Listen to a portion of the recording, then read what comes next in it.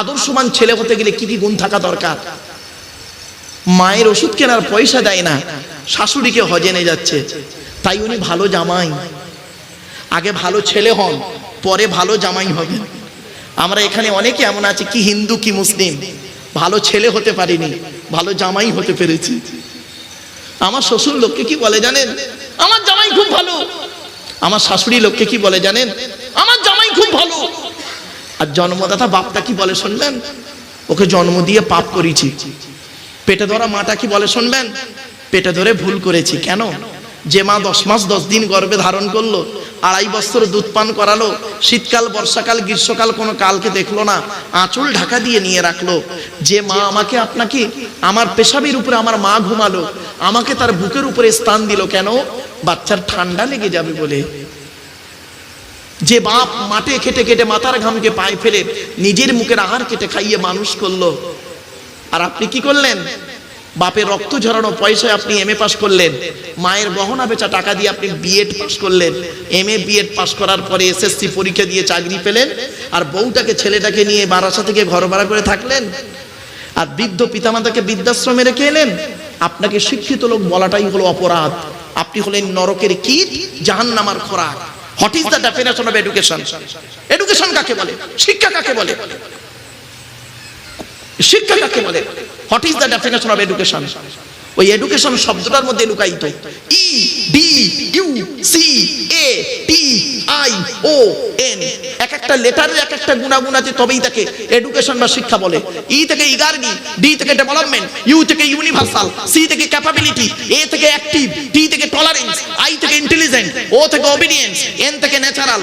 এত গুণে গুণে গুণান্বিত বস্তুকে বলা হয় এডুকেশন বা শিক্ষা, যাকে তাকে শিক্ষা বলে না। শিক্ষাটা নেবে কে? কে নেবে? যে নেবে তাকে বলা হয় student. Who is student? K student? ওই 10টায় গেল, 4টেই এলো, আমতলা জামতলা বুড়ির বেলতলা পাঁচতলা, ইকোপার নিকোপার চিড়িয়াখানা ভিক্টোরিয়া জাদুঘর তারামণ্ডল নদীর পার্কে বসে প্রেম নিবেদন করলো, সারা বছর পড়লো না, পরীক্ষার খাতায় টুকলি আর চুরি করলো, আর স্যার ধরলো ছুরি মারলো, এর কোনোদিন স্টুডেন্ট বলে না। স্টুডেন্ট হতে গেলে কতগুলো গুণ থাকতে হবে? S T U D E N T. এক একটা লেটারে এক একটা গুণাগুণ আছে, তবেই তাকে স্টুডেন্ট বলে। এস থেকে স্টাডি, টি থেকে ট্রুথফুল, ইউ থেকে ইউনিটি বা আনকমন, ডি থেকে ডেভোনিয়াস, ই থেকে এফিসিয়েন্ট, এন থেকে নোবেল, টি থেকে টিপটপ। এতগুলো গুণে গুণান্বিত ব্যক্তিকে বলা হয় স্টুডেন্ট। তার মধ্যে একটা হলো কি বললাম? এস থেকে স্টাডি, টি থেকে ট্রুথফুল, সত্যবাদী হতে হবে। এখনকার স্টুডেন্টরা বেশিরভাগ মিথ্যাবাদী, ঠিক না বেটি? এখন লেখাপড়া কোথায় হয় জানেন? শুনে নিন, অল্প টাইমের ভিতরে খুব অ্যাটেনশন দিয়ে লেখাপড়া হয়, গুরুত্ব দিয়ে লেখাপড়া হয়। কোথায় শুনবেন? শুনে নিন, টয়লেটে, পেচ্ছাপখানায়, পায়খানায়। কি বললাম? পেচ্ছাপখানায়, পায়খানায় খুব গুরুত্ব দিয়ে পড়াশোনা হয়, অল্প টাইম। কখন জানেন? বাবা, আমি একজন স্কুল টিচার, আমার স্কুলে মাধ্যমিকের সেন্টার পড়ে, আমার প্রতিষ্ঠানে মাধ্যমিকের সেন্টার পড়ে। আমরা উচ্চ মাধ্যমিকের সেন্টার নিতে যাই একটা স্কুলে।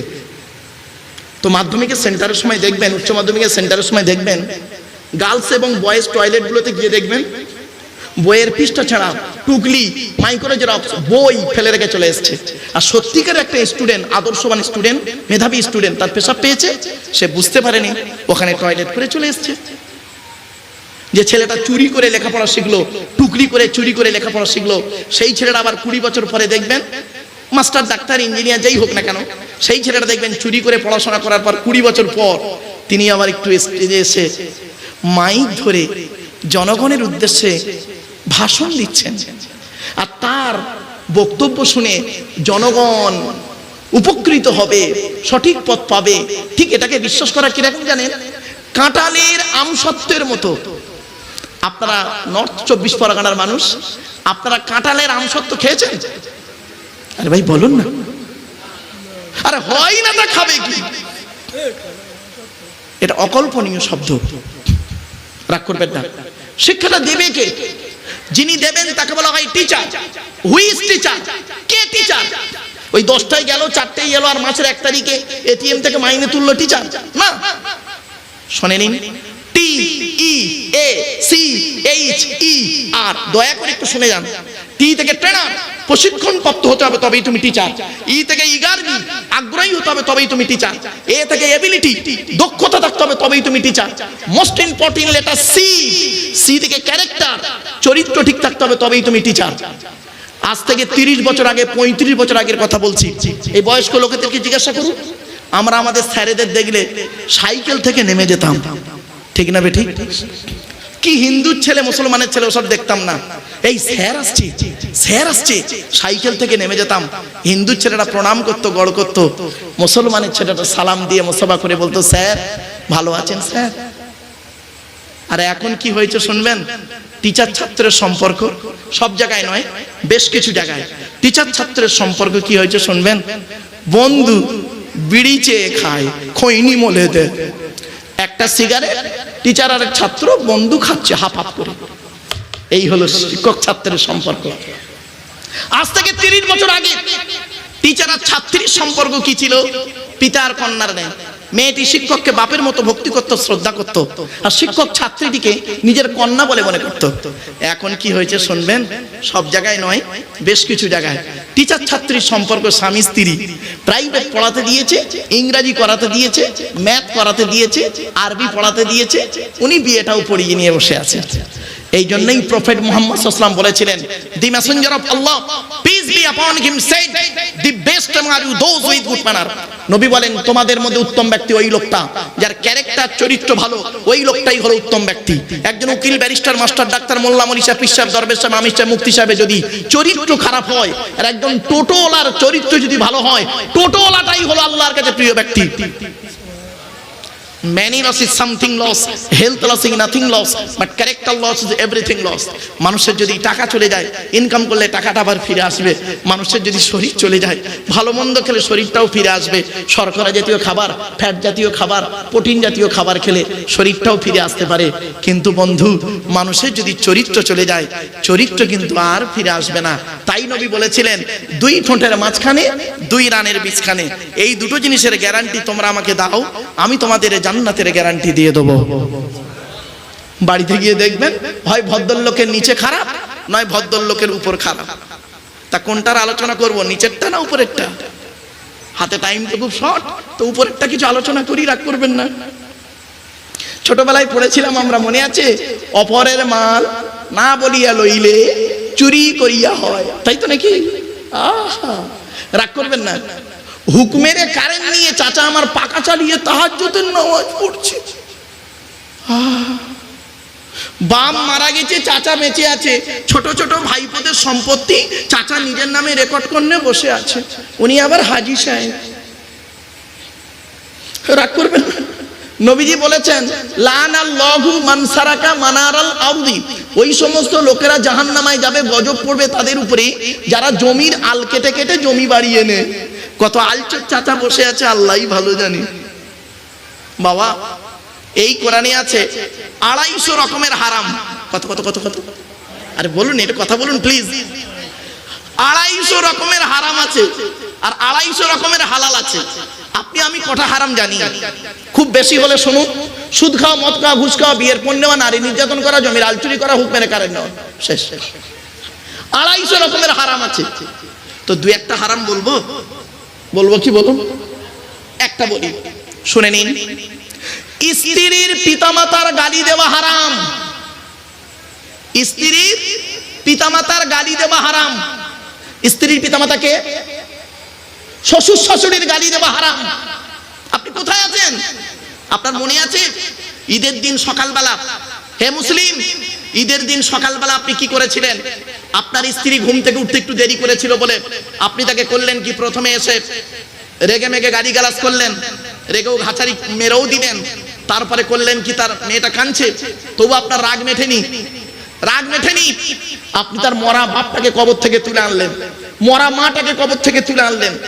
তারপরে আপনি করলেন কি, গোসল করলেন দামি সাবান দিয়ে, তারপরে নতুন জামা কাপড় পরলেন, আতর সুরমা মেখে ঈদের মাঠে গিয়ে ঈদের নামাজ পড়লেন ইমাম সাহেবের পেছনে পড়ে, ইমাম সাহেবের বুকে বুকে মিলছেন। আর আপনার ঈদের নামাজ কবুল হয়ে গেল। আপনি ভাবলেন, আপনাকে কে এই কথাটি বললো? কে বললো আপনাকে এই কথাটি, ঈদের নামাজ আপনার কবুল হয়ে গেছে? ইসলাম বলছে, নবী মুহাম্মদ সাল্লাল্লাহু আলাইহি ওয়াসাল্লাম বলছে, যা যা আগে স্ত্রীর মনটা খুশি করে আয়। স্ত্রীর মনটা খুশি করে আয়, বাড়ি থেকে ভাবতেন। আর একটা ছোট্ট একটা উদাহরণ দিচ্ছি, শুনে নিন। হযরতে উমর রাদিয়াল্লাহু তাআলা আনহু নাম শুনেছেন আপনারা? আর বলুন না ভাই। হযরত উমর রাদিয়াল্লাহু তাআলা আনহু, তার শাসন ব্যবস্থা ছিল খুব মারাত্মক। শুনে নিন, তখন উনি দেশের রাষ্ট্রপতি, মদিনার রাষ্ট্রপতি তখন হযরত উমর রাদিয়াল্লাহু তাআলা আনহু। তো রোজার ঈদের দিন, মানে ঈদুল ফিতরের দিন, রোজা রেখে যে নামাজটা পড়া হয় তাকে বলে ঈদুল ফিতরের নামাজ। আচ্ছা, এত খুলে কেন বলছি? সনাতন ধর্মের ভাইরা যারা আমার লেকচার শুনছে তারা বুঝতে পারবে না ঈদুল ফিতরটা আবার কি, ঠিক না বেঠিক? সেজন্য এটাকে একটু ভেঙে বলতে হলো। রোজা শেষ করার পরে যে নামাজটা পড়া হয় তাকে বলা হয় ঈদুল ফিতরের নামাজ। তো হযরতে উমর তখন দেশের রাষ্ট্রপতি, উনি করলেন কি, এক মাস রোজা রাখার পর ঈদের নামাজ উনিই পড়িয়েছেন, যেহেতু উনি ইমাম, উনি ঈদের নামাজ পড়িয়েছেন। আবার কিভাবে পড়িয়েছেন জানেন? পুরাতন কাপড় পরে ঈদের নামাজ পড়িয়েছেন। ঈদের নামাজ পড়ানোর পরে বাড়ি এসেছেন, বাড়ি এসে ঘরের দরজা বন্ধ করে অঝর নয়নে কাঁদছেন। তো ওনার স্ত্রী ওনাকে জিজ্ঞাসা করছেন, কি ব্যাপার, আপনি একটা দেশের রাষ্ট্রপতি আর আপনি পুরাতন কাপড়ে ঈদের নামাজ পড়ালেন, আর বাড়িতে ঢুকে এত অঝর নয়নে কাঁদছেন কেন? আজ এই পবিত্র ঈদের দিন, বাইরে তো অনেক মানুষ তারা নতুন জামা কাপড় পরে আনন্দ ফুর্তি করছে, আপনি সেটাকে না করে এটা কেন করলেন? কি বলেছিলেন একটু দয়া করে শুনে নিন, দয়া করে একটু শুনে নিন। উনি কাঁদতে কাঁদতে বলেছিলেন স্ত্রীকে, ওই স্ত্রী, তুমি কি জানো ঈদ হলো তাদের জন্য খুশি যারা এক মাস রোজা রেখেছে, যাদের এক মাস রোজাটা আল্লাহর দরবারে কবুল হয়েছে। আমি উমর এক মাস রোজা রেখেছি ঠিকই, কিন্তু আমি বলতে পারবো না এই এক মাস রোজা আমার আল্লাহর দরবারে কবুল হয়েছে কিনা, সেই জন্যই আমি কাঁদছি। আর আমরা কেমন? আমরা তো রোজাই রাখি, ঠিক না বেটি? রোজাই রাখি। আপনি কি ভাবলেন? আপনি কেন রোজা রাখবেন? রোজার সায়েন্টিফিক দিক জানেন? বৈজ্ঞানিক দিক, মেডিকেল সায়েন্স কি বলছে রোজা রাখলে কি হয়? আপনি নামাজ পড়ছেন, কেন নামাজ পড়ছেন? কেন উত্তরটা আপনাদেরকে আমরা বলতে পারি না, আর আপনারা বোঝেননি, কোনোদিন জিজ্ঞাসাও করেননি। আপনি গালে দাড়ি দিয়েছেন কেন? দাড়ির মধ্যে কি মেডিকেল সায়েন্স কি বলছে দাড়ির মধ্যে? আপনি মাথায় টুপি দিয়েছেন কেন? আপনি খাসির গোস্ত বা মাংস খান, আর আপনি শুকরের মাংস খান না কেন? কোরআনে কেন 4 জায়গায় বলা হলো শুকরের মাংস খাওয়া হারাম? কয় জায়গায়? 4 জায়গায় বলা হয়েছে শুকরের মাংস খাওয়া হারাম। কেন? কেন উত্তরটা কেন খোঁজেননি আপনি? মদ আর মধু কোনটার দাম বেশি?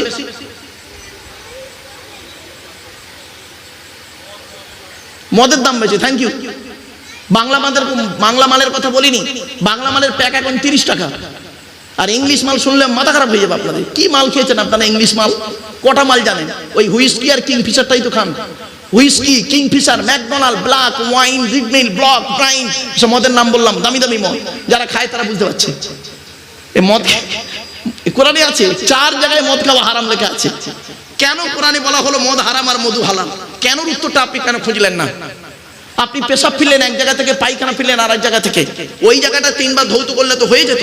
কেন কোরআনে বলা হলো ওযু করতে গেলে মুখ ধুতে হবে, হাত ধুতে হবে, পা ধুতে হবে? এর সঙ্গে এর কিসের সম্পর্ক? কোনোদিন ভাবেননি? আপনি পুরুষ লিঙ্গের আগার চামড়া কেন কেটেছেন? আপনারা কি বলেন, খাতনা বা মুসলমানি, কোনটা বলেন? বলুন না বাবা, কথা বলুন একটু। মুসলমানি বা খাতনা বলেন। পুরুষ লিঙ্গের আগার চামড়া কেন কেটেছেন আপনি? কেন কেটেছেন?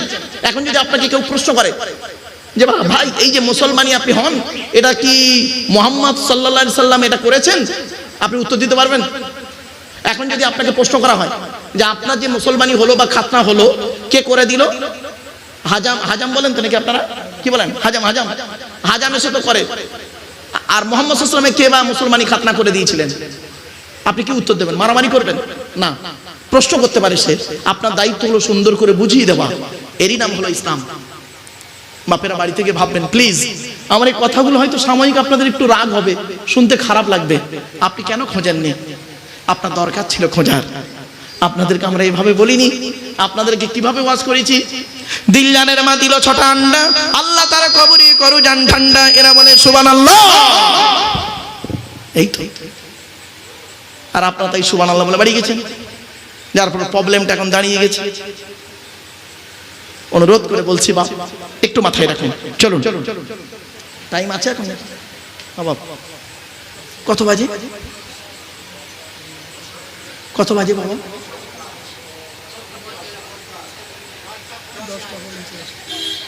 10:50 হয়ে গেছে। চলো, তো এই জন্য আপনাদেরকে আমি অনুরোধ করছি কথাগুলো একটু মূল্যায়ন করুন। তাই মুহাম্মদ সাল্লাল্লাহু আলাইহি ওয়াসাল্লাম বললেন, তোমরা আমাকে দুটো জিনিসের গ্যারান্টি দাও, 2 ঠোঁটের মাঝখানে 2 রানের বীজখানে, 2 ঠোঁটের মাঝখানে 2 রানের বীজখানে। প্লিজ এই দুটো জিনিসকে আপনারা সঠিক রাখুন। হারাম খাবার খাওয়া থেকে জিভটাকে ঠিক করুন।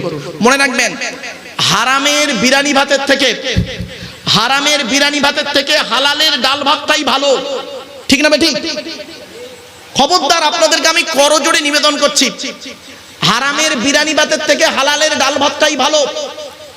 আপনারা শুধু হারাম মানে কি বোঝেন? খাওয়াটাই বোঝেন না। হারামের অনেকগুলো দিক আছে, কলমের হারামি, মুখের হারামি, প্রচুর পরিমাণে। হারাম শব্দটাকে নিয়ে ব্যাখ্যা করলে না কল্পনা করতে পারবেন না। হারামের বিরিয়ানি ভাতের থেকে হালালের ডাল ভাতটাই ভালো। প্রফেট মুহাম্মদ সাল্লাল্লাহু আলাইহি সাল্লাম বলেছেন, যে দেহ হারাম খাওয়া দিয়ে তৈরি হয়েছে, যে দেহ হারাম খাবার দিয়ে তৈরি হয়েছে, ওই দেহ কখনোই কখনোই স্বর্গে বা জান্নাতে হেভেনে যেতে পারবে না, পারবে না, পারবে না। আপনি কি ভাবলেন?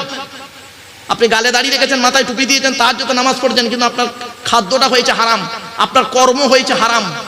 আপনি লোকের মেরে খেয়েছেন, লোককে অত্যাচার করেছেন, কষ্ট দিয়েছেন। আপনি এত সহজে ভাবলেন? মনে রাখবেন, 1 ঘন্টা ন্যায় বিচার করা কত কত কত 1 ঘন্টা ন্যায় বিচার করা 60 বছর ইবাদতের সমতুল্য। আপনি 1 ঘন্টা ন্যায় বিচার করুন। আপনি ন্যায় বিচার বলতে কি কোর্টে বোঝেন? কোর্টে, কোর্টে ন্যায় বিচারটাই আপনি বোঝেন। আরে আপনি, আপনার বাড়িটাই হলো বড় কোর্ট, আপনার ঘরটাই হলো আপনার জন্য একটা বড় কোর্ট। কি কি কি বাবা, অসুবিধা হচ্ছে? আচ্ছা ঠিক আছে, চলো। আপনি বিচার বলতে খালি কোর্টটা ধরেন কেন? শুনে নিন, আপনার বাড়ি হলো বড় কোর্ট। আপনি কি জানেন? ধরুন, জাস্ট ফর এক্সাম্পল, আপনি বাড়ির মালিক। প্লিজ অ্যাটেনশন, আপনি বাড়ির মালিক। আপনি বাড়িতে ঢুকেছেন, আজকের বাড়িতে গেলেন, যাওয়ার পরে বাড়িতে ঝগড়া হচ্ছে, খবর পেয়েছে, আপনাকে ফোন করেছে আপনার ছেলে, আব্বা বাড়ি এসো, বাড়িতে ঝগড়া হচ্ছে। গিয়ে দেখছেন আপনার মা, বোন, মেয়ে আর বউ 4 জনেই ঝগড়া লেগেছে, 4 জনেই ঝগড়া লেগেছে। এবার আপনি বিচারক, বলুন কি বিচার করবেন? আপনি কোর্টে বিচার খুঁজতে গেছেন? হিন্দু মুসলিম অনুরোধ করে বলে যাচ্ছি, মারাত্মক কঠিন বিচার। আপনি যখন দেখছেন আপনার মায়ের অন্যায়, মায়ের অন্যায় আপনি দেখতে পাচ্ছেন, আপনি যখন বলবেন যে মা তোমার একটু ভুল হয়ে গেল, মা কি বলবে জানেন? তোর বউ তো তাবিজ করেছে, ঠিক না? আপনার বউয়ের অন্যায়, বউয়ের অন্যায়, আপনি আপনার স্ত্রীকে বলবেন যে তোমার তো ভুল হয়েছে। আপনার স্ত্রী কি বলবে জানেন? মার কথায় ওঠো বসো তুমি, লাউ ঠেলা। আপনার বোনের অন্যায়, বোনের অন্যায় হয়েছে, আপনি আপনার বোনকে বলবেন এই তোর তো ভুল হয়েছে এটা। আপনার বোন কি বলবে জানেন? ও, বইয়ের চামচা হয়ে গেছে বুঝি, বিয়ের আগে তো এরকম ছিল না, বিয়ের পরই হয়ে গেলে, তার মানে দোষটা দিল পরের মেয়েটার ঘাড়ে। বাস্তব বললাম, আপনি ওই বিচারটা করুন। আমি এই জন্য বললাম 1 ঘন্টা ন্যায় বিচার করা 60 বছর ইবাদতের সমতুল্য। ছোট্ট একটা উদাহরণ দিচ্ছি, রাগ করবেন না কেউ, প্লিজ রেগে যাবেন না দয়া করে। আচ্ছা, কয়েকটা হারাম বলি। আচ্ছা, পুত্র সন্তান দেওয়ার মালিক কে? জোরে বলুন একটু।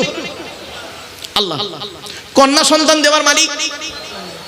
আপনাদের তো দেখে মনে হচ্ছে আজই সন্ধ্যা 6টার সময় স্বর্গের জানালা ভেঙে পালিয়ে এসছেন।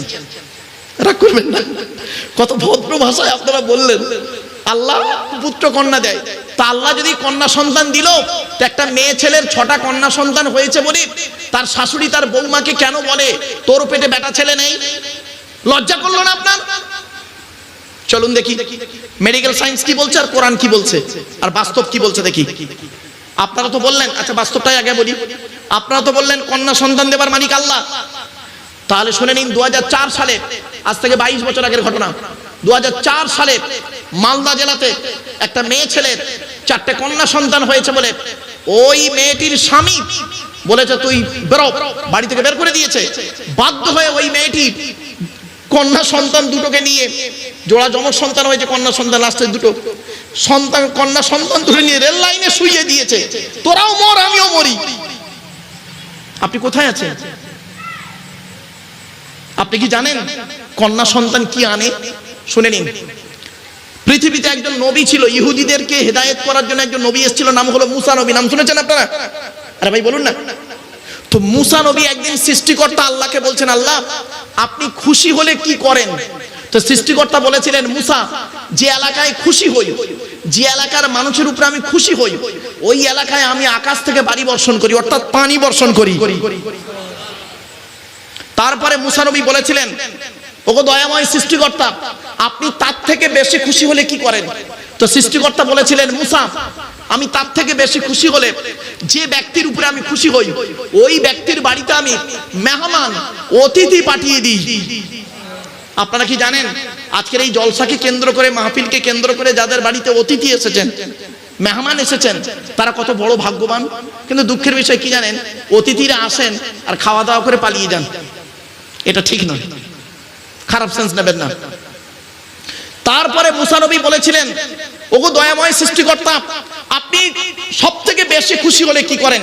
সৃষ্টিকর্তা বলেছিলেন, মুসা পৃথিবীতে যে ব্যক্তির উপরে আমি অত্যন্ত খুশি হই, এক্স ওয়াই যে কোনো হতে পারে, মনে রাখবেন যে কোনো হতে পারে, হিন্দু মুসলিম জৈন ব্রাহ্মণ খ্রিস্টান কুলি সাঁওতাল বাগদি দূরে, কোনো ডিফারেন্স করবেন না। শুনে নিন, সৃষ্টিকর্তা বললেন, মুসা যে ব্যক্তির উপরে আমি অত্যন্ত খুশি হই ওই ব্যক্তির বাড়িতে কন্যা সন্তান দান করি। তাহলে আপনার বাড়িতে কন্যা সন্তান হয়েছিল, আপনি মুখটা বাঁকিয়ে দিলেন। মনে রাখবেন 10টা অযোগ্য অপদার্থ পুত্র সন্তানের থেকে একটা সুকন্যা সন্তানই যথেষ্ট। ঠিক না বেঠিক? 10টা অযোগ্য অপদার্থ পুত্র সন্তানের থেকে একটা সুকন্যা সন্তানই যথেষ্ট। চলুন এবার দেখি কোরআন কি বলছে একটু দেখেন, তারপরে মেডিকেল সায়েন্সটা বলবো। আচ্ছা আগে মেডিকেল সায়েন্সটা বলি। ক্লাস 10 মাধ্যমিক লেভেলের স্টুডেন্টরা ভালো বুঝতে পারবেন। ক্লাস 10-এ লাইফ সায়েন্স জীবন বিজ্ঞান চ্যাপ্টারটার নাম হলো জেনেটিক্স বা বংশগতি। বংশগতি বিদ্যার জনক হলো গেগর জোহান মেন্ডেল। দুটো সূত্র আবিষ্কার করেছিলেন, পৃথক মণ্ডলের সূত্র, স্বাধীন মণ্ডলের সূত্র। এক্স আর ওয়াই কে দিয়ে মোটর গাছ কিনে গবেষণা করেছিলেন। আধুনিক বিজ্ঞান কি বলছে জানেন? মেডিকেল সায়েন্স কি বলছে শুনে নিন আপনারা, হিন্দু মুসলিম সকলে শুনে নিন। সন্তানের লিঙ্গ নির্ধারণ হয়, সন্তানের লিঙ্গ নির্ধারণ হওয়ার পেছনে মায়ের কোনো হাত থাকে না, এখানে বাপের হাত থাকে। শাশুড়ি মা বৌমাকে দোষ দেওয়ার আগে ছেলেটাকে দোষ দিন। আর আমরা কি করি? ছেলেটাকে দোষ দিই না, ছেলে আমার ভদ্র, মেয়ের পেটে বেটা ছেলে নেই, লজ্জা করবো না? আপনি মানুষ, আপনাকে মানুষ বলতে ঘৃণা লাগে। চলুন কোরআন কি বলছে দেখি।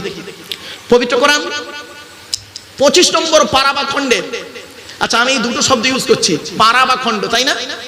কেন বললাম? আমার মুসলিম ভাইরা বুঝবেন, পারা শব্দটা বুঝবেন 30 পারায় কোরআন শরীফ। আর সনাতন ধর্মের ভাই যারা আমার লেকচার শুনতে এসেছেন, আলোচনা শুনতে এসেছেন, তারা কিন্তু পারা শব্দটা বুঝবে না, তারা খণ্ড শব্দটা বুঝবে। এজন্য আমি পারা বা খণ্ড দুটো ইউজ করলাম, খারাপ সেন্স নেবেন না। চলো তো 25 নম্বর পারা বা খণ্ডের 7 নম্বর পৃষ্ঠা 11 নম্বর লাইনে বলা হয়েছে, আমি সৃষ্টিকর্তা কত বড় দয়ালু দয়াবান, চিন্তা করে দেখো, যা কিছু সৃষ্টি করতে পারি আমি, যাকে খুশি তাকে কন্যা সন্তান দান করি। ইয়াহাবু লিমান ইয়াশাউ ইনাসা, যাকে খুশি তাকে আমি কন্যা সন্তান দান করি। নেই 4টে কন্যা সন্তান, পুত্রই নেই। আবার সৃষ্টিকর্তা বলছেন ওয়ায়াহাবু লিমান ইয়াশাউ যুকুর, যাকে খুশি তাকে পুত্র সন্তান দান করি, দুটো ছেলে, মেয়েই নেই। আবার সৃষ্টিকর্তা বলছেন আও ইজাউফিজুহুম যুকরানা ওয়া ইনাসা, যাকে খুশি তাকে পুত্র কন্যা উভয় দান করি, দুটো ছেলে দুটো মেয়ে, হয়নি? আবার সৃষ্টিকর্তা বলছেন ওয়ায়াজআলু মান ইয়াশাউ আকিমা, যাকে খুশি তাকে পুত্র কন্যা থেকে বঞ্চিত করে বাঁচা করে রাখি। 20 কোটি কোটি টাকার মালিক, 20 বছর বিবাহ হয়ে গেছে, কোনো সন্তানই হয়নি। আপনি কি ভাবলেন? আব্বা ডাকটা যে সে শুনতে পারে না, বাবা ডাকটা যে সে শুনতে পারে না, বাবা বা মা ডাকটা শোনার ভাগ্য লাগে, ভাগ্য লাগে, তকদির লাগে। চলুন হাতে সময় থাকলে একটু ডিসকাস করে দেবো, খেয়াল করিয়ে দেবেন। চলুন আর একটা কথা বলছি আপনাদের, কালো রং তৈরি করার মালিককে, আরে বলুন না ভাই একটু। আল্লাহ, ফর্সা রং। সত্যি এত ভালো মানুষের জায়গায় জলসা তো করাই চলে না। আপনারা তো সবই তো স্বর্গীয় মানুষ। কালো রং তৈরি করার মালিক যদি আল্লাহ বা সৃষ্টিকর্তা হয়ে থাকে, তাহলে কালো মেয়েকে বিবাহ করতে গেলে 20,000 টাকা এক্সট্রা লাগে কেন? আর কালো মেয়েকে বিবাহ করতে চান না কেন? মুখে তো বলেন ভদ্র ভদ্র কথা, একটা কালো মেয়েকে বিবাহ করে দেখাও না, ওইটার বেলা ফর্সা লাগে না? হে বন্ধু, হে যুবক ছেলেরা শুনে নাও, কোন ছেলেকে জামাই করবে আর কোন মেয়েকে বৌমা করবে, যাই তাই মেয়েকে বৌমা করো না, আর যাই তাই ছেলেকে জামাই করো না। বন্ধুদেরকে অনুরোধ করে বলে যাচ্ছি, খারাপ সেন্স নেবেন না। কোন ছেলেকে জামাই করবেন? যে ছেলের মধ্যে কমসে কম দুটো গুণ পাবেন। এক নাম্বার, ছেলেটি সৎ ছেলে কিনা খবর নেবেন। সৎ, সৎ কাকে বলে? দুই ঠোঁটের মাঝখানে দুই রানের বীজখানে। বাড়ি থেকে ভাববেন। আপনারা মেয়ে দেখতে গেলে কি করেন? মেয়ের বাপ তার চরিত্র কেমন দেখেন, খবর নেন, তাই না? মেয়ের মায়ের চরিত্র কেমন খবর নেন। মেয়েটা কটা ছেলের সঙ্গে প্রেম করেছে খবর নেন। আর ছেলের বাপ কটা মেয়ের নষ্ট করেছে খবর নেন না কেন? ছেলের মার চরিত্রটা কেমন খবর নেন না কেন? ছেলে কটা মেয়ের নষ্ট করেছে খবর নেন না কেন?